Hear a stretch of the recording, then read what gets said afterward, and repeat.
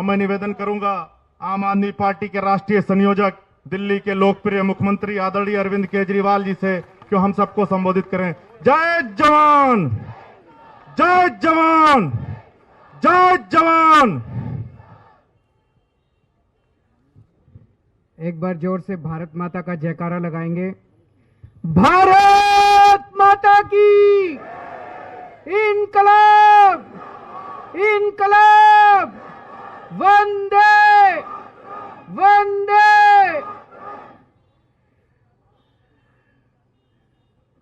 आज पूरे देश भर में जो लोग किसानों के समर्थन में उपवास पे बैठे हैं उनको भी, और जो लोग किसानों के समर्थन में बैठे हैं किसी भी वजह से उपवास चाहे ना कर पाए उनको भी, सब लोगों को मेरा नमस्कार, सबको मेरा प्रणाम।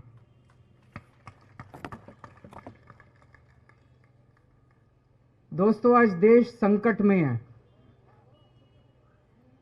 क्योंकि किसान संकट में है। किसी भी देश को किसान और जवान किसी भी देश की नींव होते हैं, उस देश की फाउंडेशन होते हैं।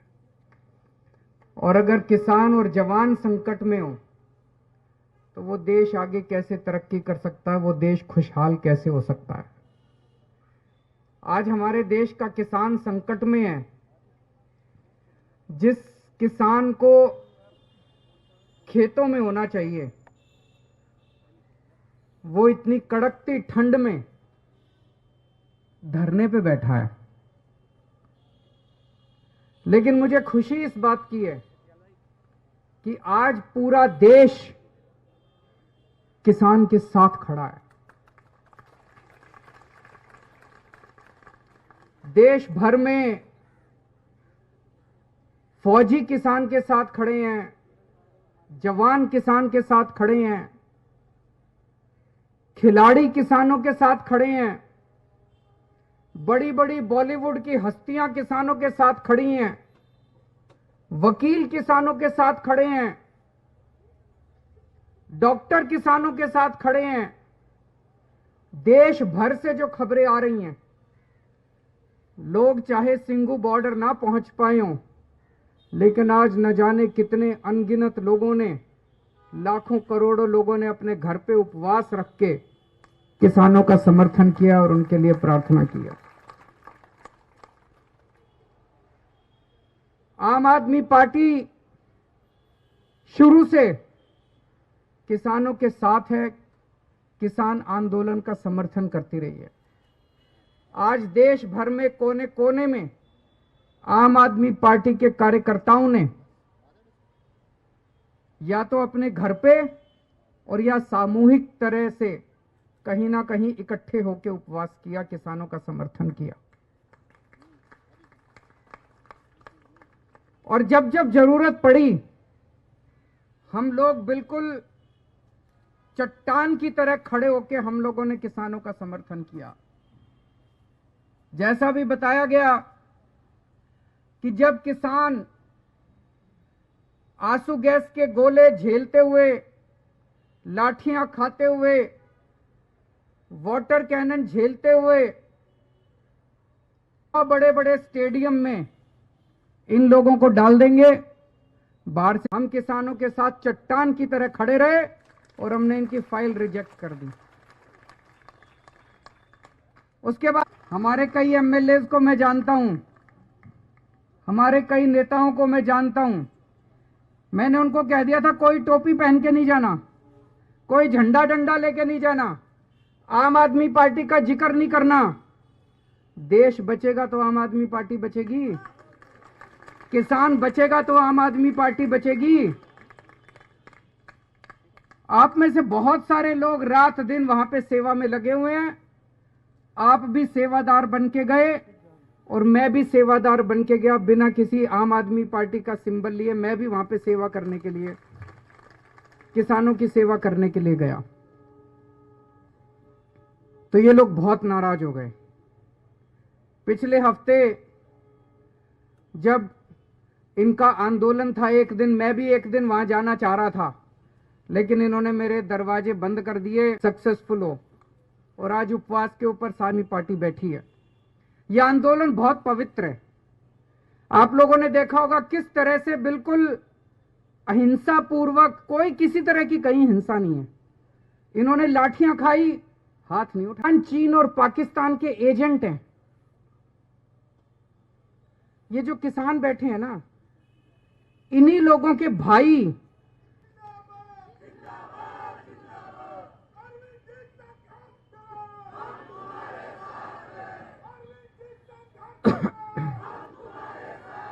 तो ये जितने नेता और ये जो लोग कह रहे हैं कि ये चीन और पाकिस्तान के,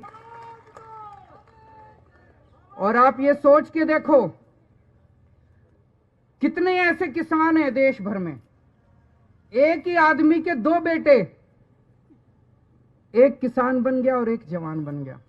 गलत तो नहीं कह रहा जी? ऐसे बहुत सारे लोग हैं। कितने परिवार हैं, एक बेटा फौज में और एक बेटा खेत में। अब जब वो फौज में बॉर्डर के ऊपर उनका बेटा सुनता है कि मेरे भाई को आतंकवादी कहा जा रहा है, जब वो सुनता है मेरे पिताजी को आतंकवादी कहा जा रहा है जो यहां सिंघू बॉर्डर पे बैठे हैं, तो उसके दिल पे क्या गुजरती होगी? ये सही नहीं हो रहा। जितने लोग ये राजनीति के तहत किसानों को गालियां दे रहे हैं, किसानों को भला बुरा बोल रहे हैं, मैं उनसे हाथ जोड़ के अपील करना चाहता हूं, ये बंद करें, गंदी राजनीति करना बंद करें। दूसरा, अभी जैसे काफी विस्तार में आपको समझाया गया, ये कानून केवल किसानों के खिलाफ नहीं है, ये कानून इस देश की आम जनता के खिलाफ है। इस कानून के आने से बेइंतहा महंगाई बढ़ेगी।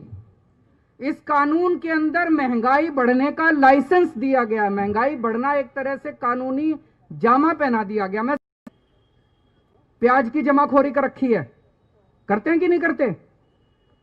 महंगाई क्यों होती है? महंगाई इसलिए होती है, कुछ लोग सारा प्याज खरीद के जमा कर लेते हैं अपने स्टोर में।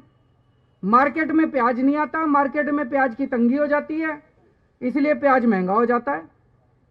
दाल क्यों महंगी होती है? कुछ चंद पैसे में जब दाल आती है तो दाल सस्ती हो जाती है। यही करती है सरकार।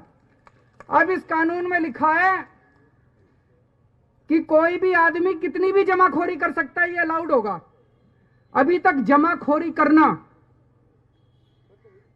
कानून में भी अपराध माना जाता था और शास्त्रों में भी पाप माना जाता था। किसी भी धर्म के शास्त्र उठा के देख लो, भाई साहब कहते थे जमाखोरी करना पाप है। पाप मानते थे नहीं मानते थे? कानून में कहते थे अपराध है। तो जिन जिन लोगों के पास पैसे हैं वो तो 2-2, 3-3 साल तक सामान स्टोर करके रख लेंगे। कितनी महंगाई हो जाएगी, कितनी महंगाई हो जाएगी। तो इस कानून में लिखा है कि अगर 1 साल में महंगाई डबल हो जाएगी तभी रेड मार सकती है सरकार, नहीं तो रेड नहीं मार सकती। मतलब किसी, मेरे को पता भी है, मैं मुख्यमंत्री हूं, मेरे को पता है दाल के दाम बढ़ रहे हैं और इस आदमी ने स्टोर कर रखा है। अब मेरे हाथ काट दिए, मैं रेड नहीं मार सकता, उसकी दाल बाहर नहीं निकाल सकता। उसमें लिखा है कि ₹1 किलो और अगली साल 100। तो 4 साल के अंदर गेहूं 16 गुना महंगी हो जाएगी। 16 गुना महंगी 4 साल के अंदर। समझ रहे हो आप लोग? ये कानून में लिखा, इतनी महंगाई हो जाएगी, इतनी महंगाई हो जाएगी। भाई साहब तनख्वाह बढ़ेगी नहीं, बच्चे पालने मुश्किल हो जाएंगे। तो ये पूरा कानून किसानों के खिलाफ है, आम आदमी के खिलाफ है। केवल और केवल कुछ चंद पूंजीपतियों को फायदा पहुंचाने के लिए कानून लाया गया। तो मेरी सब लोगों से गुजारिश है, ये मत सोचना कि किसानों पे एहसान कर रहे हो। कोई एहसान नहीं कर रहे। ये कानून अगर आ गए, सारे के सारे लागू हो गए, लागू तो हो गए, ये बंद खत्म नहीं हुए। किसान बड़ा एहसान कर रहे हैं तुम्हारे ऊपर, जो बैठे हैं वहां पे। इस देश के लोगों पे किसान एहसान कर रहे हैं, जो कह रहे हैं ये कानून वापस लो। तो अपने को सबको इसकी खिलाफत करनी है। आज आम आदमी पार्टी एमएसपी गारंटी देने वाला कानून इस देश के अंदर लाया जाए। आज पूरा दिन मैंने भी, आम आदमी पार्टी के कार्यकर्ताओं ने देश भर में उपवास रख के किसानों की मांगों के समर्थन में प्रार्थना की है। तालाब